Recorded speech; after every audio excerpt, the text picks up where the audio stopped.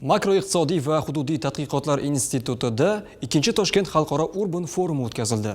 O'zbekiston yosh me'morlar birlashmasi hamkorligida tashkil qilingan mazkur forum qulay shahar muhiti, iqtisodiy barqarorlik poydevori deb nomlandi. Unda ko'rilgan masalalar xususida navbatdagi lavhada tanishasiz. Respublikamizda uy-joy qurilishi, shaharsozlik ishlari qizg'in kechmoqda. Bu esa dunyoning ko'plab yirik shaharlari kabi O'zbekiston shaharlarida ham bir qator muammolarni keltirib chiqarmoqda.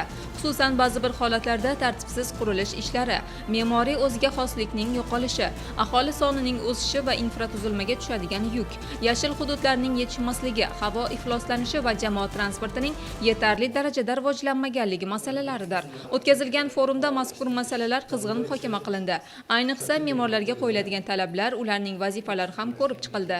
Vakolatlar juda ham qisqada hozir shahar arxitektorini. Shunaqangi chegaralangan vakolatlar bilan nima qilsa bo'ladi degan savolga javob topishimiz kerak bugun va mana shu urban forum shahar arxitektorining faoliyatiga yordam beradi deb umid qilyapmiz. Birinchi o'rinda aholini eshitib, ularga nima kerakligini anglaganimizdan keyin shunga qarab biz tavsiyalarni xulosasini chiqaramiz. Me'morlar, shaharsozlar va bir qator ekspertlarni bir joyga jamlagan mazkur forum davomida Toshkent shahrining 2045-yilgacha bo'lgan bosh rejasi va unda mutaxassislarga yuklatilgan vazifalar muhokama qilindi. Aytish kerak, shaharning tasdiqlangan bosh rejasi aholi ehtiyojlari, ekologik zonalar va madaniy merosni hisobga olgan holda shaharni rivojlantirishni nazarda tutadi.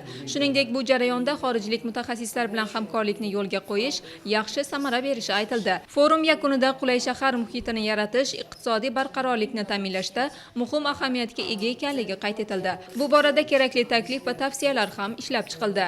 Shahribonu Hoji va Shohruh Toshnazarov, yoshlar.